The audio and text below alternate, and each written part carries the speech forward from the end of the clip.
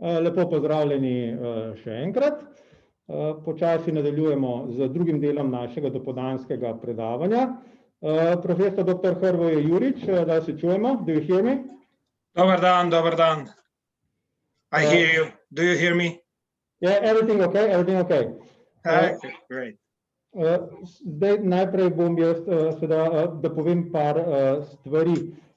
Odločili smo se, da bo profesor dr. Hrvoje Jurić predaval v angleščini. Vprašanja, ki pa jih boste postavili v klepetalnico. Če boste vprašanje napisali v angleščini, bo odgovoril na koncu predavanja v angleščini. Če pa boste napisali v hrvaškem jeziku, bo pa lahko odgovoril na hrvaškem jeziku. Zdaj pa mi dovolite, da predstavim kolega profesor dr. Hrvoja Jurića. Končal je fakulteto v Zagrebu. Dobil je tudi med tokom študija nagrado rektorja sveučilišča za najboljši študentsko delo. Se pravi, očitno je že profesor, že tokom študija bil, mi rečemo temu, teacher's pet. So Hrvoje, obviously, during your student years, you were already a student pet, let's say.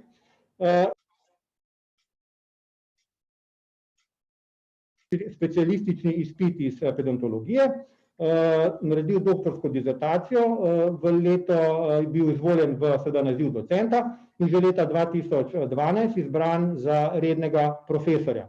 Je objavil več kot 100 znanstvenih člankov, je koavtor 3 univerzitetnih učbenikov z področja otroške stomatologije, je član številnih domačih in tujih strokovnih združenj. Od leta 2015 je predsednik Hrvaškega stomatološkega društva in od leta 2014 je tudi predstojnik Zavoda za otroško in preventivno stomatologijo Stomatološke fakultete v Zagrebu. Izjemna čast mi je, da predstavim tako profesora dr. Hrvoja Jurića. Njegov naslov predavanja je Regenerative Endodontic Treatment, How to Achieve a Predictable Outcome. Dear Professor Dr. Hrvoje Jurić, you can start the presentation. Thank you. Okay. Thank you very much, dear Matej, for the nice introduction.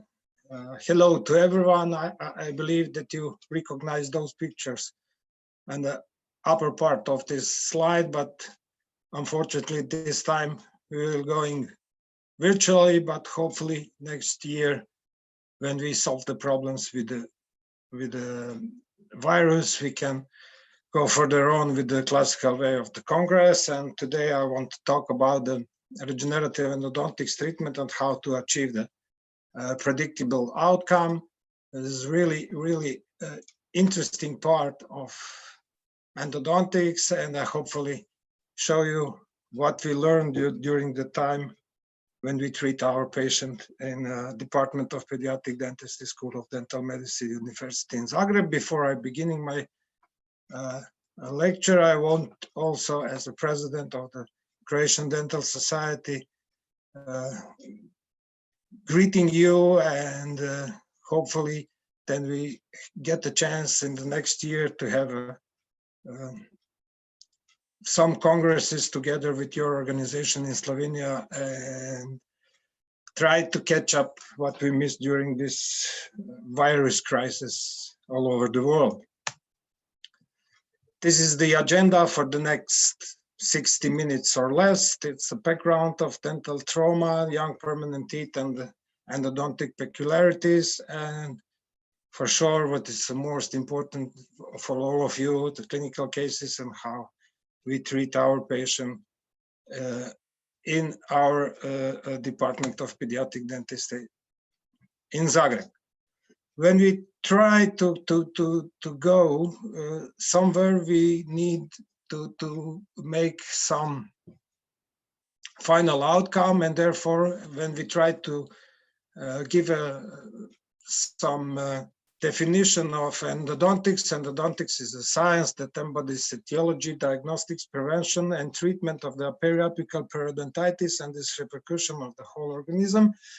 And that's maybe the biggest problem in endodontics, because we treat root canal actually and try to eliminate the infection, but the repercussion of the infection is mostly over the apex, and therefore we also need help from our body to solve the problem in the periapical lesion.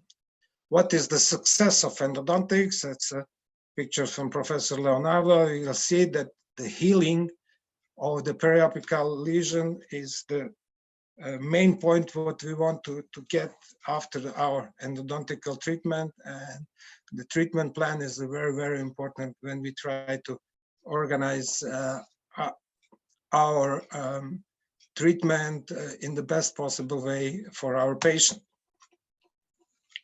Histopathological, we really rarely know what really happens in the periapical lesion, but we strongly believe to the radiology after our treatment, and when we see the healing from the periapical lesion like we see here, we are really happy, and that is really important that we realize that our treatment is successful at the end of the day. What's the success criteria for endodontics?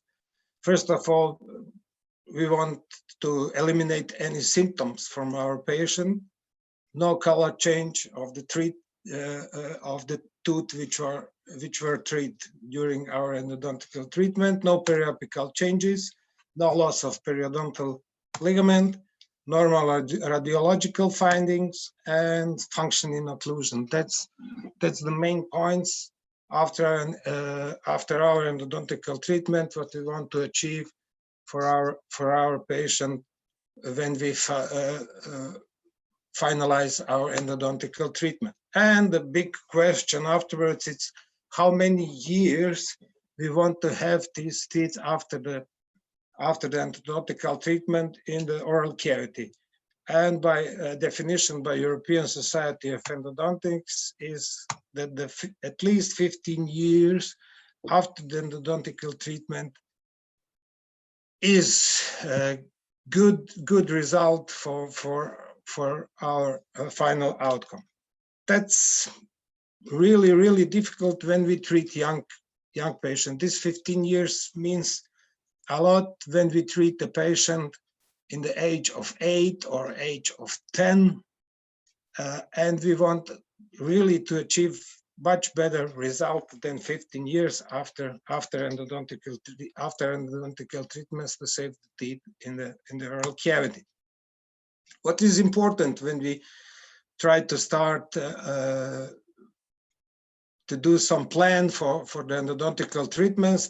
First of all, we want to have good diagnosis, and the biggest question is what can we do?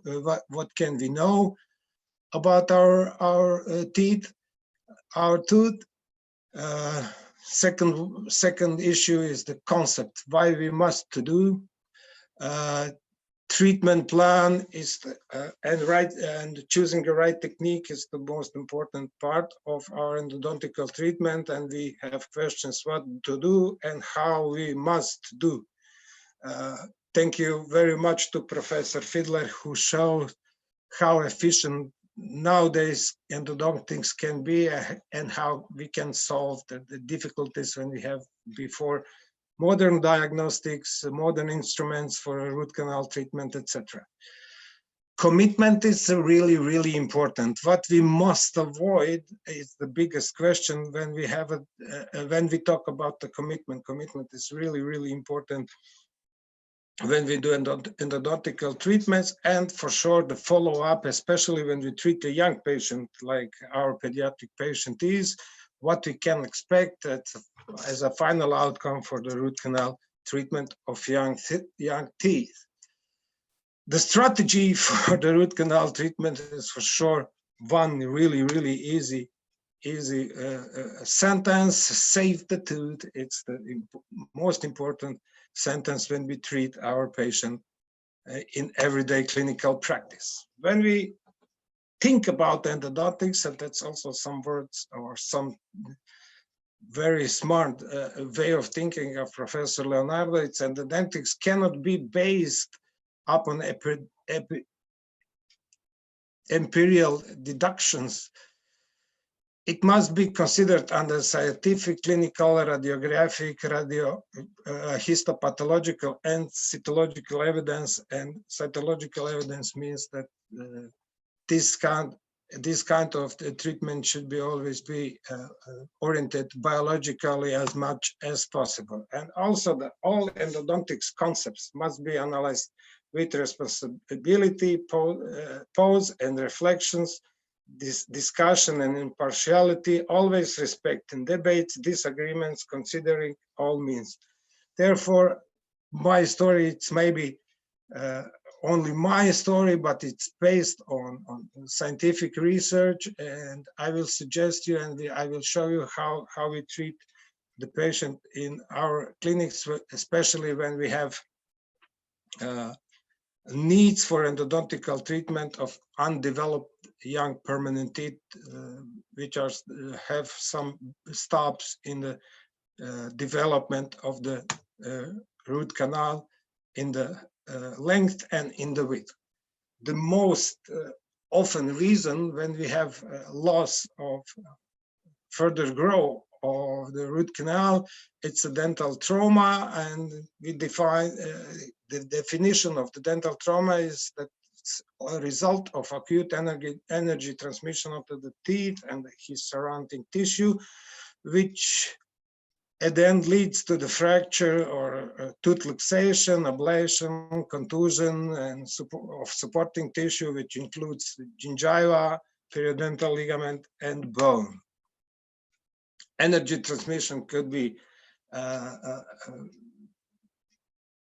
achieved directly or indirectly, and energy transmission leads to the damage of the crown, root canal, root, periodontal ligament, dental pulp, and surrounding soft tissue. If you noticed at the beginning of my presentation, you showed that I work on the Department of Pediatric and Preventive Dentistry, and the prevention is always the big issue when we talk about pediatric dentistry, and therefore prevention of dental trauma, it's based on some really important prevention levels. First of all, it's a development of the dental awareness. Dental awareness means that we always try to explain our patient and the parents that they should be aware about the health of the oral cavity, and also somehow to prevent the dental trauma. Therefore, especially in this part of the world, we are really famous athletes and sportists, and therefore, especially in contact sports like basketball, handball, football, and some other sports, wearing the mouth guard during the sport activity is really important, and it's really important that we explain the parents and the child that's not a sign of weakness, that's a sign of wisdom, and therefore they should learn to wear the mouth guards as soon as possible during the childhood. Orthodontic treatment class 2 with teeth which are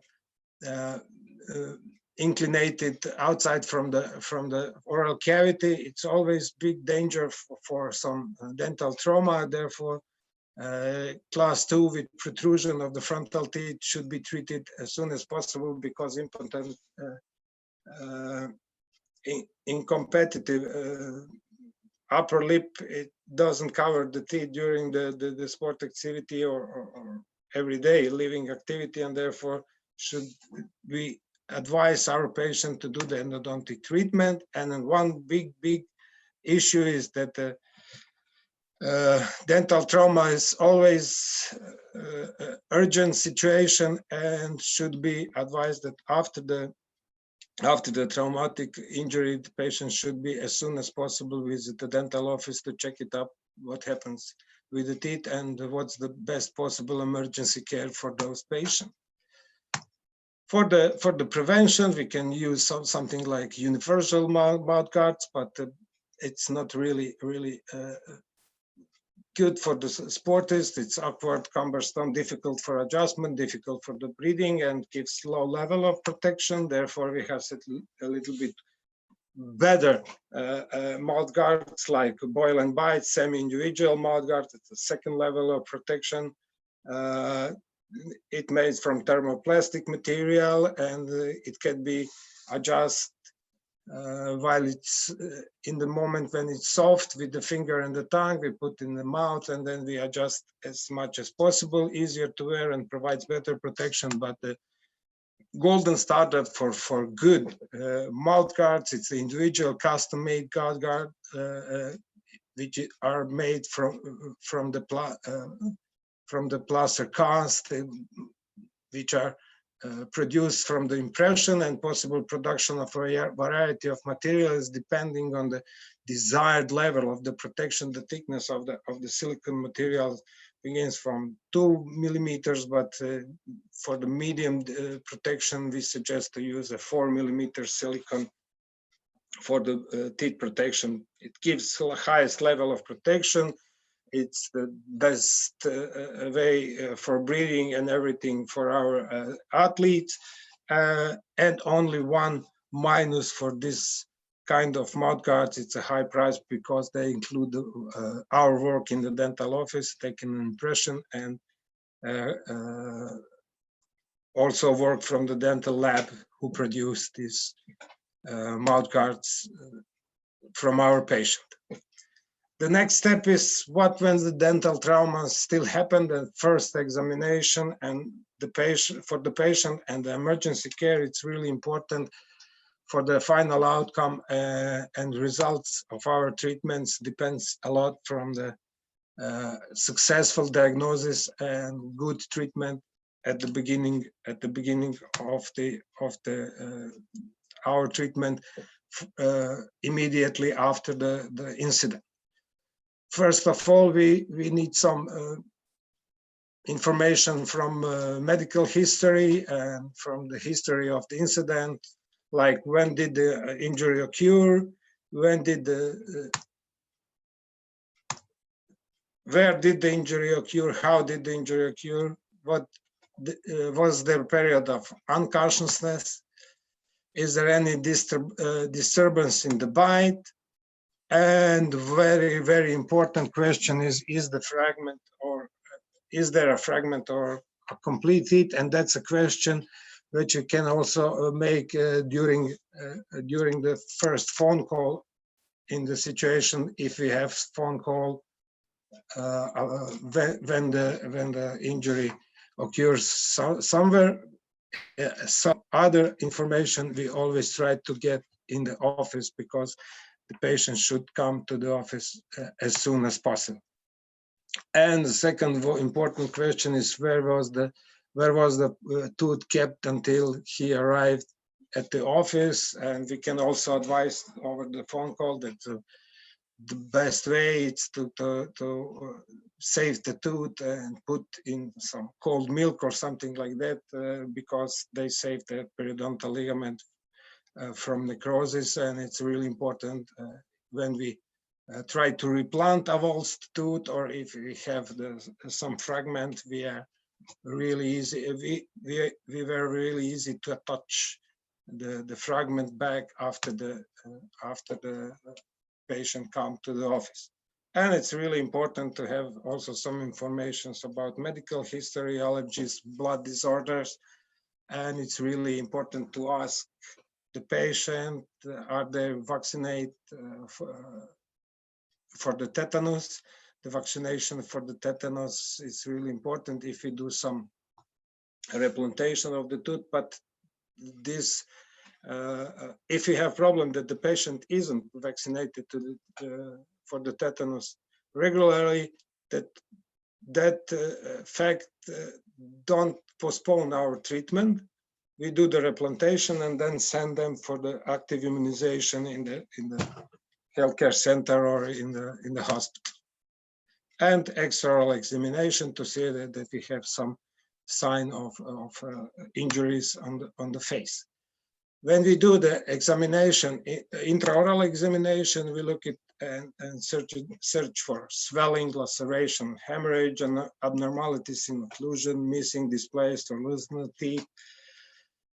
In the books, we find that we do the percussion of injury teeth, but it's much better than we do the gently palpation, because our patient is afraid anyway from this situation and scared, and it's in pain in many cases, and therefore the palpation is much better choice for examination of our patient. We look at for acute changes of tooth color, which appears really rarely, and we look at for crown root fractures from the clinical aspect, and for sure we should do also radiographic examination and clinical pictures to have a documentation of all cases from the early beginning, and test of pulp vitality in the emergency treatment plan should be avoided, because at least 3 weeks after the injury we can do right diagnostics of the pulp injury and testing of pulp sensitivity on cold or on electric stimulation of the dental pulp. And one advice, when we have young permanent teeth, it's much better to use just test on cold, because wide open apex in many cases give us a false negative result, what means a really huge mistake if we do some pulp treatment, but the circulation is still going on in the root canal. Therefore, just the test of sensitivity on cold is the procedure of choice in this case when we have young permanent teeth with wide open apex. That's the chart when we use in our everyday practice in our clinic in Department of Pediatric Dentistry, with some general data, with the data about the kind of injury. We can also draw here where is the fracture line and which part is fractured on this crown, and on the back side of this chart we see that we can follow our treatments during the first 4 or 5 treatments in our office. And for the end of this first part with theoretical important things during the root canal treatment, it's 5 golden rules of dental traumatology. It's written by Professor Andreas, and he passed away some months ago. And the godfather of the dental traumatology leave us a huge heritage. And thanks once again, and rest in peace, Professor Andreas, and thanks for all what you give us for the dental traumatology and knowledge in this part of dentistry. First of all, when we treat our injured patients, we should have empathy. We should be a master of pain control, be a wound healer, not a dental mechanic. That's really, really important, especially when we talk about young patients, because young patients have a huge potential of healing, and our good treatment give the opportunity to heal in the best possible way, including hard dental tissue, including soft dental tissue, including the surrounding bone and periodontal tissue, gingiva and periodontal ligament. We should always make a documentation of all data, because of us to follow our treatment and adjust the treatment plan. And the second thing is for the court, if we have some obligation to give the information for the court, we should also be prepared with all data, clinical pictures, radiological findings, etc. And we also should be prepared for an emergency call, because the dental trauma is always emergency situation. What's the aspects of the dental trauma in the endodontical way? The most important thing is the follow-up, and we see here on this case that we have normal growth and the development of the root here on the central incisor, left central incisor, but we have some stop or break in the root development, and we see here the underdeveloped root and the central incisor on the right side, and we see here that was uncomplicated crown fracture without involvement of the pulp, but we see that we have also, we can assume that we have also pulp necrosis here, and therefore we have no more growth and development of the root in this case. And you see here the classical approach with the apexification. We put the calcium hydroxide after the root canal treatment, and we see what really happens at the end of the day. We have root canal filling with good condensation. Sometimes it's much more complicated to fill it in the right way than such wide canal. And I believe that you experience this in your everyday clinical life, but it's really, really important that we have good condensation. If you use a cold lateral condensation or some other techniques, it's really, really important. And also it's really important to make a right in the good sealing restoration with the class I ionomers, which covers the gutta percha, and therefore afterwards the good apply a good adhesive procedure with the reconstruction of the crown, because the coronary micro leakage, it's really, really big issue, and if you have percolation of the bacteria to the root canal filling, that could be a really huge problem. The second thing what we really, really need to know, it's to be patient with, especially when we treat the young patient like we have in our department. And you will see that's a year 2000. It's a January of 20 years ago, and that's the September, after all possible treatments, when we know these days that we do an apexification with the root canal treatment with calcium hydroxide. And after the almost year and a half, we fill it with the sealer and gutta percha. And this young lady vanished for 10 years. After 10 years, she came.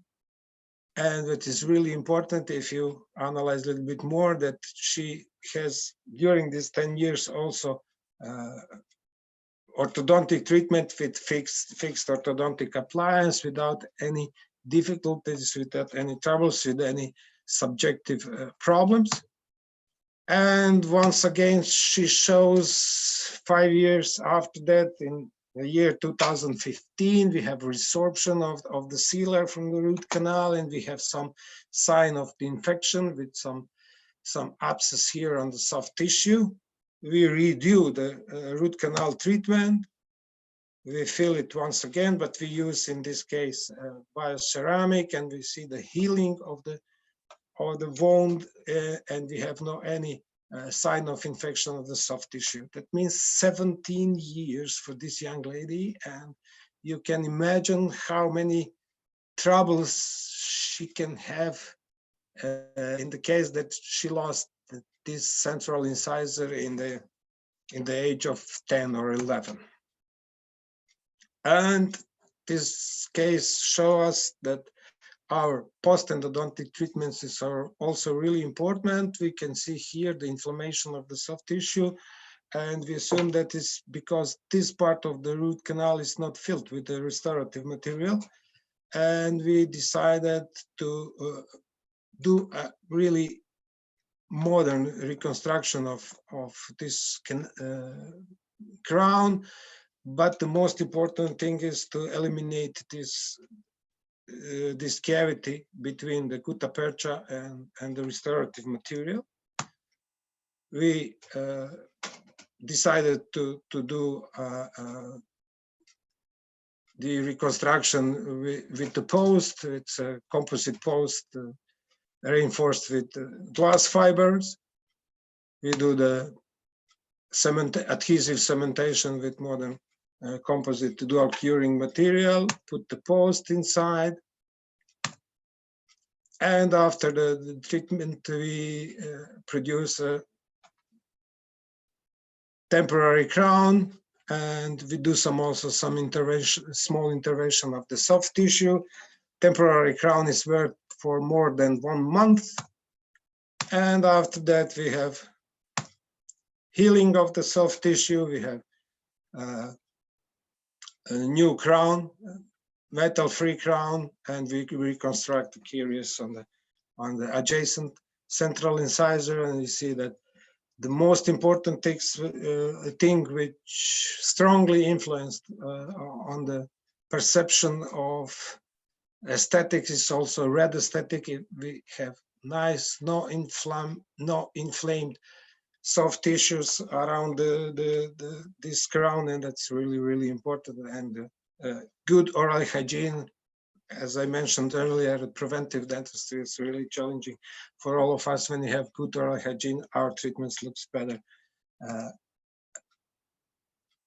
And we see the final outcome on radiological analysis. And today we know that the preparation for the root canal should be at least half of the length, not 2/3, like we learned before. When you have adhesive cementation, we see that we have actually one material for cementation and one material for the core, and the adhesive cementation give us a really, really big insurance that we have no coronary macro leakage anymore. Here we have patient with a really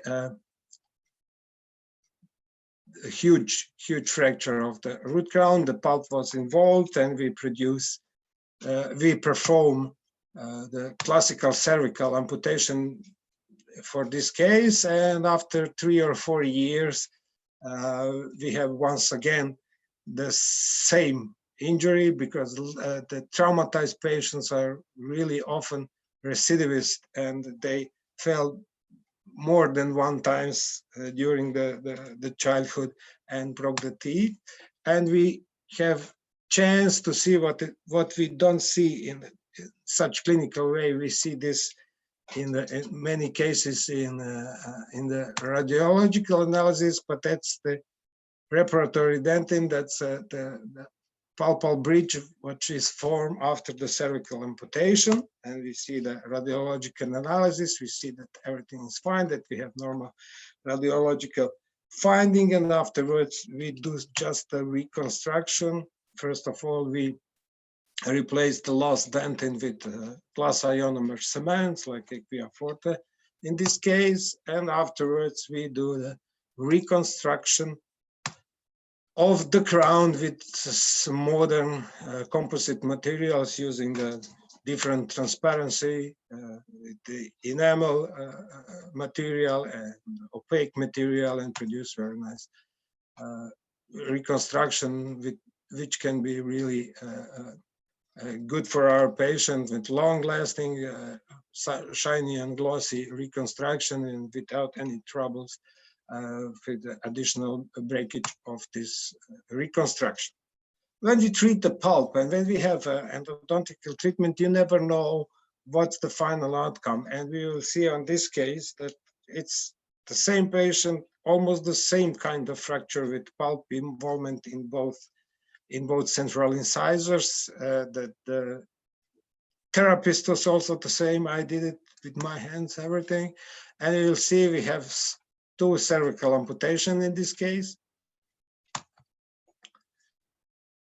And after 2 years, we have growth and development of the left central incisor, but we have stops, and we in the further grow, and we have here also the dentinal bridge, but no more grow and development. And we decided to do the root canal treatment, and we do the classical apexification, and we see that the apical opening is closed, and afterwards we have root canal filling, good condensation of the root canal filling with good aperture and sealing, use of glass ionomer as a dentin substitute, and afterwards we reconstruction of the crown with the composite material. And a nice picture of the left central incisor without any difficulties for the periodontal ligament or any findings of periapical lesions.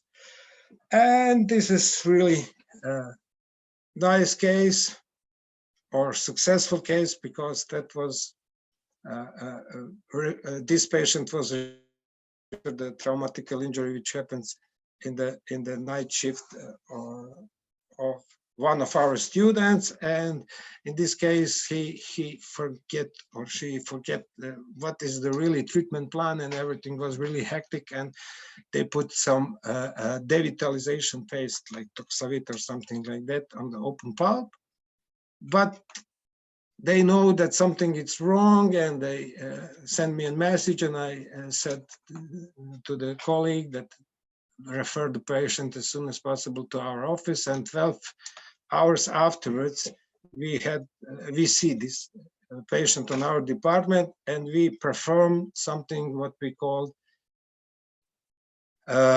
partial pulpectomy or extended pulpotomy. We remove the devitalized pulp from the crown, and we do also some preparation of the pulp in the root canal to reach the healthy and pulp with good circulation, and afterwards we put the calcium hydroxide, and after calcium hydroxide we put the glass ionomer and composite crown restoration. And as we see, this tooth is also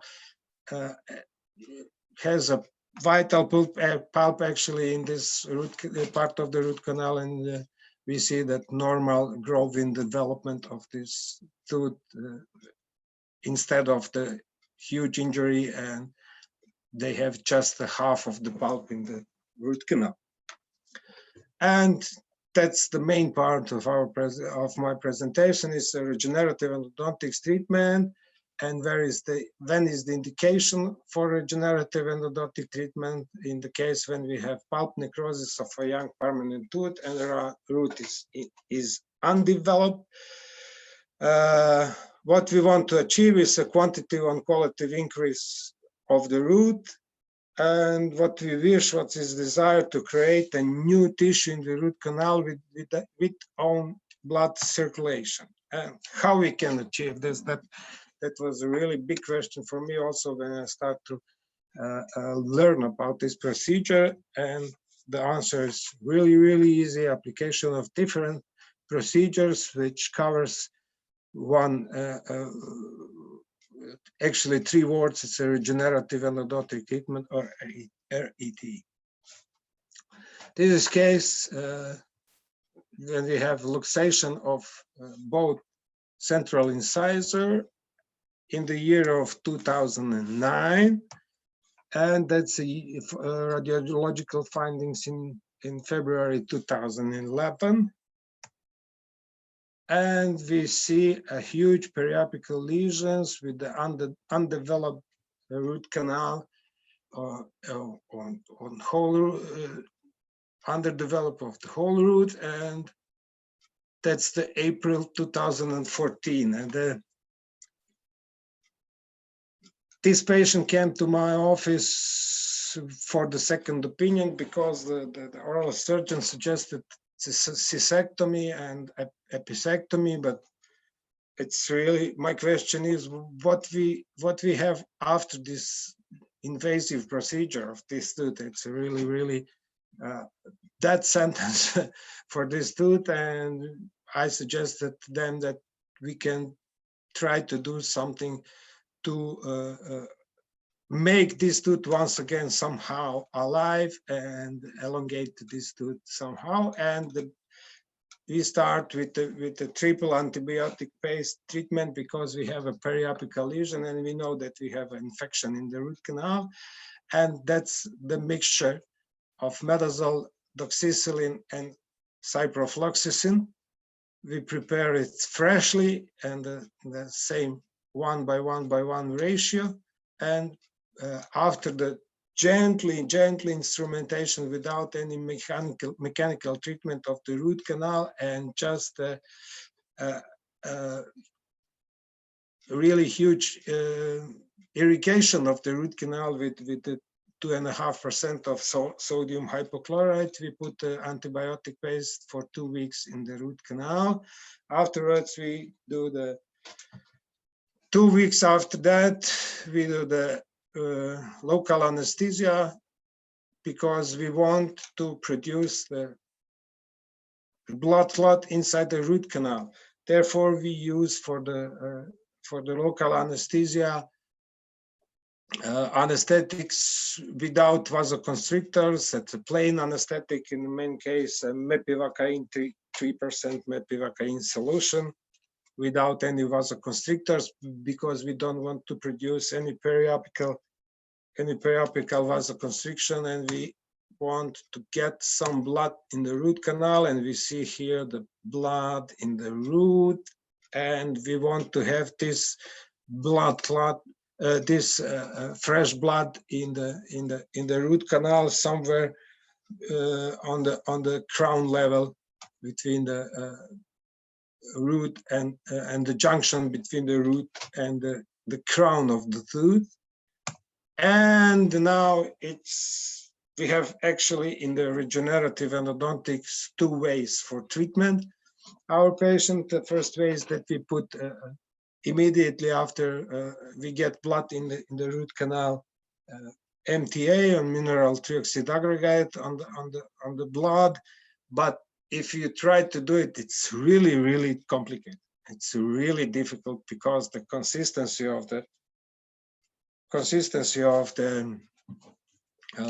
MTA, it's not really good to apply on the media like blood is, because the consistency is really difficult. If you work with MTA, that you know the story, and therefore we use a calcium paste of calcium hydroxide, Endocal or calcipulp, whatever, just to stabilize the blood clot. And after the stabilization of the blood clot, and the next visit, we put the MTA over the stabilized blood clot, and we see the MTA. Afterwards, we close always for each next visit. We always close the root canal opening with glass ionomer cement, because we want to prevent any coronary micro leakage and secondary infection of the canal. And we see here it's a MTA, glass ionomer, composite material, and we see actually that was also a miracle for us when we see that the periapical lesion is almost vanished, and we get some growth and development of the injured teeth. We have a reborn or rebirth of this right upper central incisor, and that's 3 years afterwards. After the treatment, we see formation of the apical opening, and we see some elongation in length, and we get some width of the root canal also here. And what happens when we treat our patient? They come with some 3 years after the treatment. He comes with some pain, with some pain and sensitivity on biting, and we do the extirpation of this revascularized teeth, and that give us some answers what happens below the MTA in the root canal. And we see that we have connective tissue with inflammation and fragments of cements, and that means that we produce some new tissue that confirm that we produce some tissue in the root canal, and that's really good to know afterwards, because we just analyzed our radiological findings, our x-rays, but we don't get the chance to have a live material from the root canal from time to time, and that's really, really huge knowledge for us, what we produce actually below the MTA in the root canal. But we still don't give it up from our patient. We do the root canal treatment.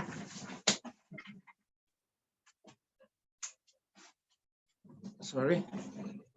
We do the root canal treatment and put the MTA and the apical opening. Afterwards, we put the glass ionomer cement inside the root and they reconstruct the crown. And they have still, and our patients have still this tooth in the mouth, and that means a lot because it's more than 11 years from the injury, and this is the sweetest or the best part of this kind of treatment, is to save the teeth, which are almost lost from the early beginning of the treatment and from the early beginning after the injury. And that's really, really make us happy when we have success in this kind of treatment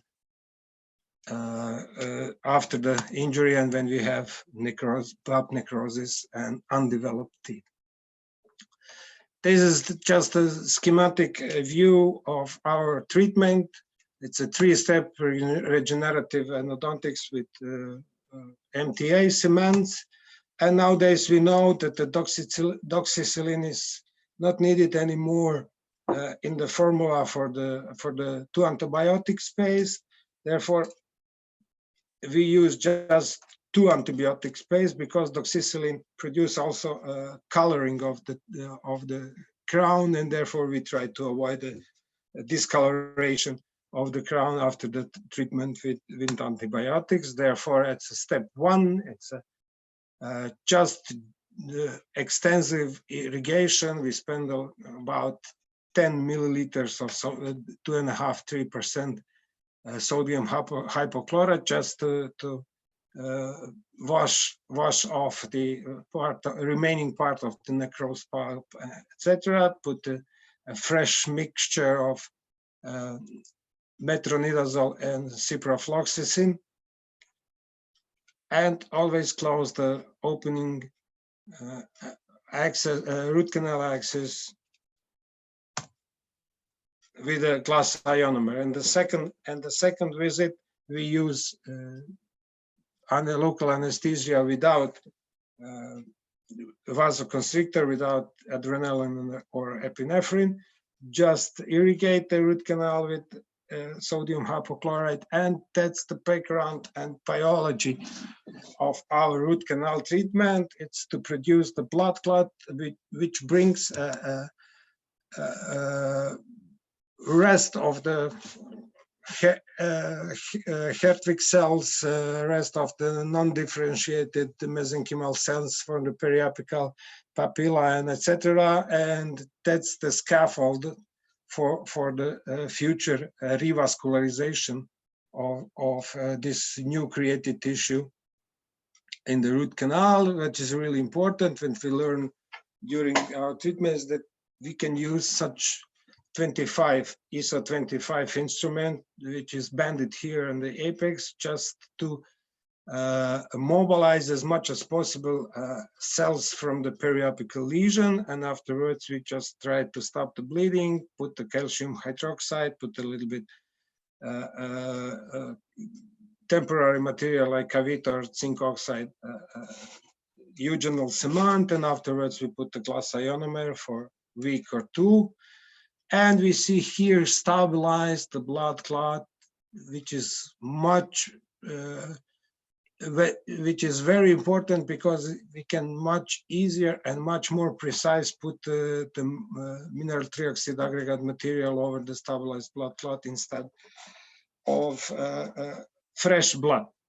Afterwards, we put some zinc oxide cements or cavity or something like that, temporary material, and afterwards we close up this root canal access, the opening cavity with class I ionomer. And that's actually the end of the story, how we treat our patient. And now we need we patient and follow up them after the root canal treatment. And for the very end of this lecture, I will show you some cases of the dental trauma, and we see here that sorry, that's just a picture from we take it out from the which I take it out from the orthopan tomography. It's not really easy to read, but we see the intrusion and extrusion of the central incisor. The left was intruded for 7 millimeters, and the right one was extruded. We do the reposition, and afterwards we do the revascularization process. And I think so that's the main issue, that we have really precise root canal treatment with the MTA, with the glass ionomer, and with good adhesive restoration here. And we see that we have healing of the periapical lesion, that we have elongation of the root canal, that we get some dentin or cementum in the width of the root canal, and that means that we have success. If you look at a little bit more closer to this radiological findings, you will see that the diastema is also smaller than at the beginning of the treatment, because this child is also treated by the orthodontist with a bimaxillar mobile appliance. It's almost the same situation here with some difficulties of the development of the right central incisor. We do the revascularization, MTA, class ionomer cement, and the final reconstruction. In a year and a half, we get a really nice results with the stabilization after the orthodontical treatment. This wire is just a stabilization after the early orthodontic treatment after our revascularization procedure. That's a 7-year-old girl. In the year 2014, we have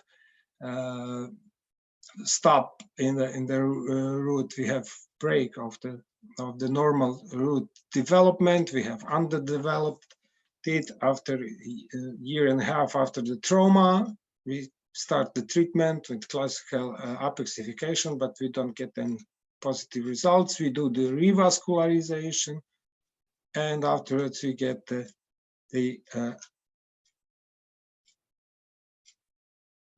increase of the length and the width of the root canal, and we see that they almost reach the level of the non-injured tooth.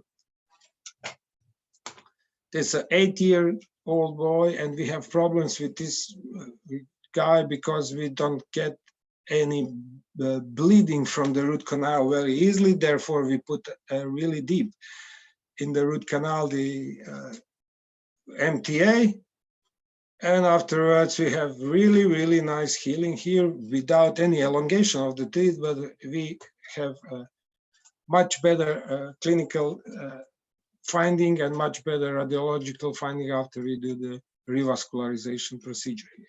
That's an 11-year-old. The avulsion was 3 years before. They was referred to our department because they have some pain and they have some swelling of the soft tissue. We do the revascularization, the regenerative endodontic treatment. It's a 3 months after, 6 months after, and year and a half after. We have completely healing. We have some formation of dentinal bridge under the glass ionomer cements and MTA, and that's a really nice result for this patient, and I believe that he will live many years with his own central incisor after the injury. That's a 17-year-old boy. The first trauma occurred in the age of 7, and once again in the age of 10. I mentioned earlier that we have lot of recidivists in the traumatized patient. One fracture was complicated, and the second one was uncomplicated. And you see here in the tooth which are with open apex and with complicated crown fracture, we have necrosis of the pulp and stop in the root development. And we see here we try to do something with the classical procedures in year 2014. We don't have any success with the apexification, and afterwards in the year 2018 we start with the rewask, and we see here in 2018 after 9 months we have healing of the periapical lesion, and we have some increment of the width and increase of the width and the length of the root canal. And once again, what is really important, I think so that the technical precision of the procedure, like you see the MTA, like here, the glass ionomer and composite restoration show us how precise we should be in everyday clinical practice. You see here in 2017, in November of 2017, that's February 2018, and 1 year after the beginning of the root canal treatment, we can see here healing without any periapical lesions, increase the width of the length of the root canal. Case which in healthcare center for 1 year with the classical apexification, but we don't get any good results, and afterwards they were referred to our department, and we tried to do the revascularization. And during the revascularization, the patient was treated also with orthodontical appliance, and one year and 2 months and 14 months after the revascularization procedure, we see that we have complete healing of the root canal with the root and with the development of the root, very normal, almost like uninjured teeth. And this is really important to show that when we do our endodontical treatment in the right way, we don't afraid to the orthodontic patient. And this young man has a really bad luck and advanced left central incisor, but one good thing in this case was that the grandfather of this young guy is orthodontist, and he begins the right procedure with a flexible splint and relaxation of the occlusal forces with these stops here. And the grandfather starts with the orthodontical treatment, and 2 years afterwards, we can see and realize that we have some difficulties with the growth and development of the left lateral incisor. We do the revascularization, we lost the periapical lesion, we have a really nice periodontal ligament here, and without any difficulties for this patient. And we'll see that we can do also something in these cases when you have really wide apical opening, and we decided to do the procedure like revascularization is. That's a year and a half ago. That's 6 months after the treatment, and that's the final outcome. Last week, I think so, that I take this X-ray, we can see healing completely here, and also some hard dental tissue. It's formatted under the glass ionomer and MTA cement. And for the really end of this lecture is a case of 30 years old man, which means that the regenerative endodontics is not really exclusively for young children with undeveloped teeth. When we take a small picture, then we see that we have a lateral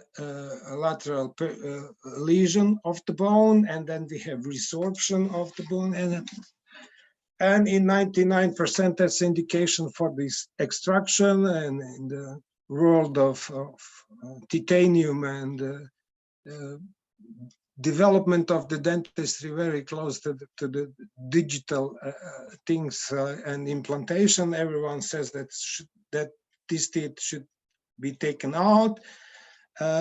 This young man come to me for the second opinion, and then we try to save this teeth without any extraction. We put the antibiotic paste, afterwards the calcium hydroxide paste, and afterwards we fill this root canal fully with glass ionomer cements, and 1 year afterwards we have completely healing of the lateral process. We have healing of the periapical lesion, and we buy some years for this young man without any troubles like implantation or complication after implantation could have for the final outcome to our patient.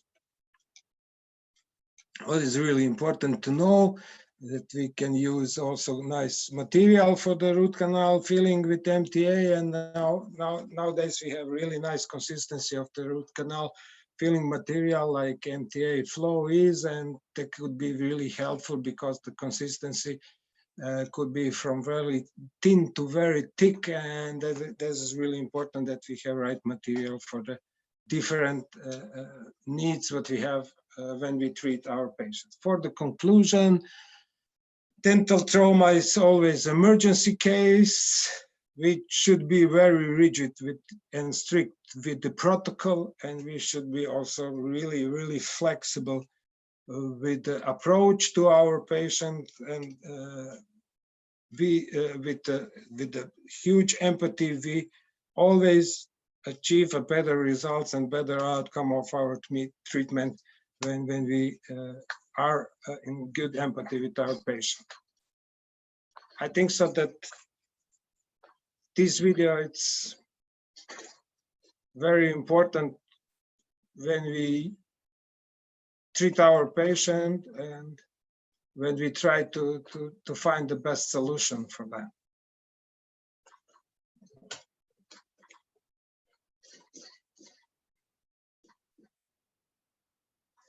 Always we should rethink about everything, and it's really important that we know that the rethinking is really important for all of us, and sometimes the first thought is not the best, and we should rethink about everything when we do for our patient. It's really good to remember also that everyone see the success and the best results, and nobody see the 9 of 10 parts of this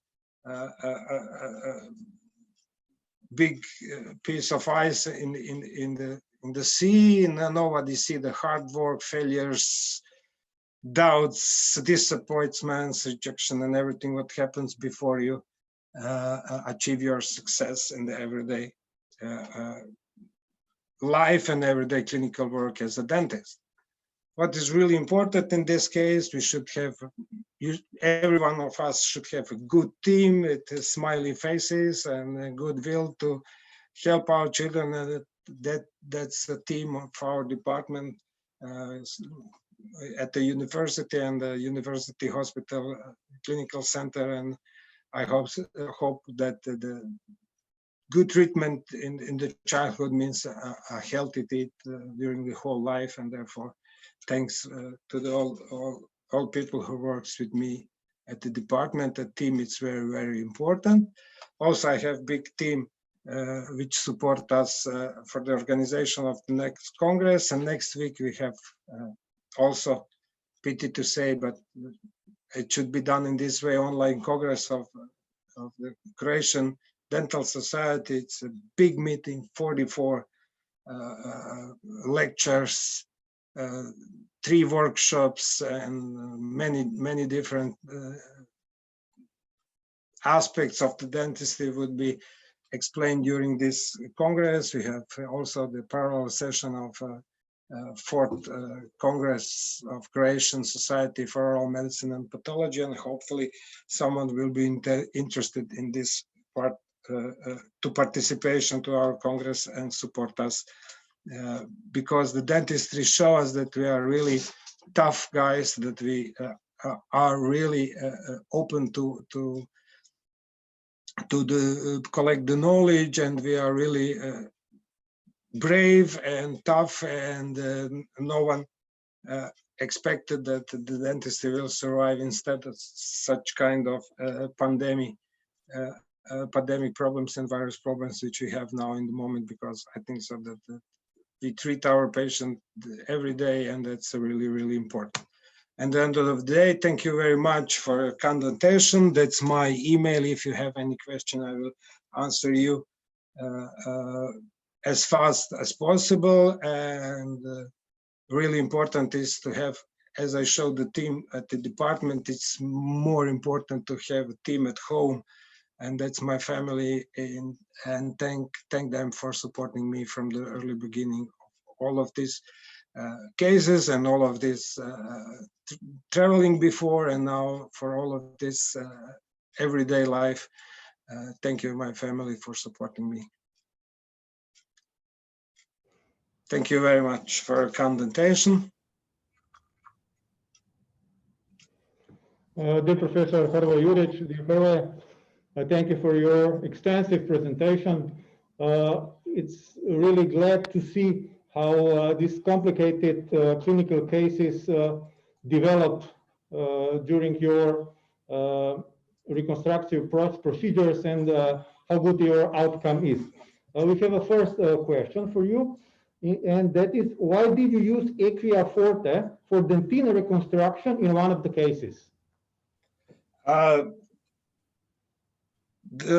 glass ionomers are really, really important, because it's really difficult to achieve good adhesion in the root canal with the composite materials.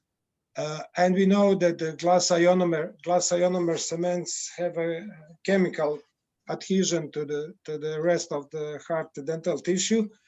And we created a little bit smaller cavity, which are really important, because we avoid some troubles which we can have with the composite materials during the increment application of composite material, because they have also difficulties during the polymerization. They shrink.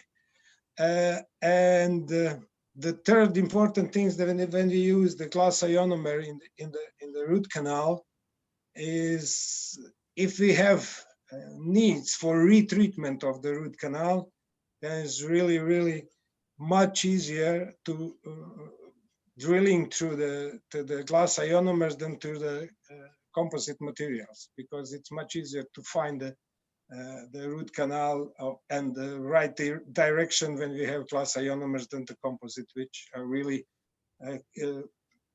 much closer to the color of the tooth, and it's still harder. The composite material is still harder than glass ionomer is. Thank you. Let me check if there is there's no other. Then we have a question for me, which is now, let's say, this situation we have now with virus all over the place. How is the situation in your dental practices here in Slovenia? As you know, we have special hygiene procedures. We use protective clothes, visors. How is the situation in your practices in Croatia? We do also the same. We follow all instructions from the World Health Organization and from FDI. We use the rinsing of the mouth with the 1% of hydrogen peroxide before the treatment. If you don't have hydrogen peroxide, it's a chlorhexidine 0.2. It's also okay, but we should elongate the time of the cleaning of the mouth. With hydrogen peroxide, we use 1 minute of washing the mouth before the treatment. We use the also masks. It's for the dentistry. We have recommendation to use the FFP2 mask for the mouth. Also plastic visors and everything. Actually, in our dental school, we use also some special clothes, single use to cover us and try to protect from the virus. We have also strong recommendation to clean the area with the disinfection system every 2 or 3 hours, to have to open windows as much as possible. And we have also one product of Croatian's brain, that's ultraviolet ventilators, which are installed in whole of operatories in our School of Dentistry in Zagreb, where the UV lamp is installed inside the machine, and they have 2 strong ventilators which ventilate the air from the office and do the disinfection or sterilization of the air, and they bring the hope, we all hope, the clean air without viruses back to the office. And what is really important, we have six chairs in every operating room in our department, and now we treat at most 3 at the same time. So as I can hear, so you have similar procedures like in Slovenia. So dear Professor, dear Hrvoje, I thank you really much for this great presentation. I wish for you and of course your whole family and your colleagues all the best. Thank you for the invitation at your Congress. We'll spread the word. Hopefully you will be successful in the future, and hope to see you in Portorož sometime. Thank you very much for the invitation. It was a really great pleasure and honor for me to participate in your Congress, and I hope to see you in live as soon as possible. Thank you, Hrvoje. Budi dobro, srečno. Zdravo. Hvala, svako dobro svima, doviđenja.